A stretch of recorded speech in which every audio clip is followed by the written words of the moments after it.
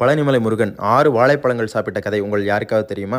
பழனிக்கு பக்கத்தில் ஒரு விவசாயி இருந்தாருங்க. அவர் வாழை தோட்டம் போடும்போது முருகன்கிட்ட வேண்டிக்கிட்டார். நல்ல விளைச்சலை இந்த தோட்டம் கொடுத்ததுன்னா முதல் தாரை உனக்கு கொடுக்கிறேன், உனக்கு காணிக்கையாக கொடுக்கிறேன் வேண்டிக்கிட்டார். அதன்படி நல்ல விளைச்சலை கொடுத்தது அந்த வாழைத்தோப்பு. முதல் தாரை வெட்டி தன்னுடைய வேலையாள் மூலமாக கோயிலில் கொண்டே கொடுத்துட்டு ரசீது வாங்கி கொண்டு வர சொல்லி அனுப்புகிறார் இந்த விவசாயி. அதை எடுத்துகிட்டு போன வேலையாள் போகிற வழியில் ரொம்ப பசிச்சதுனால 6 வாழைப்பழங்களை வச்சு சாப்பிட்றார். இந்த தேவஸ்தானத்தில் கொண்டே கொடுத்தோன்னையும் தேவஸ்தான அதிகாரிகள் 294 வாழைப்பழத்துக்கு ரசீது போட்டு கொடுத்து விட்டுறாங்க. அது திருப்பி கொண்டு வந்து விவசாயியிடம் அந்த வேலையாள் கொடுக்கிறார். உடனே அதுக்கான காரணத்தை கேட்கிறார் இந்த விவசாயி. நடந்ததை சொல்கிறார் இந்த வேலையாள். அன்று இரவு விவசாயியின் கனவில் தோன்றிய முருகனிடம் விவசாயி கேட்கிறார், நான் கொடுத்தனுப்பிய வாழைப்பழங்கள் எப்படி இருந்தது முருகா என்று. முருகன் சொல்கிறான், நீ கொடுத்தனுப்பிய 6 வாழைப்பழங்களும் மிக மிக சுவையாக இருந்ததுன்னு சொல்கிறார். விவசாயிக்கு குழப்பம்.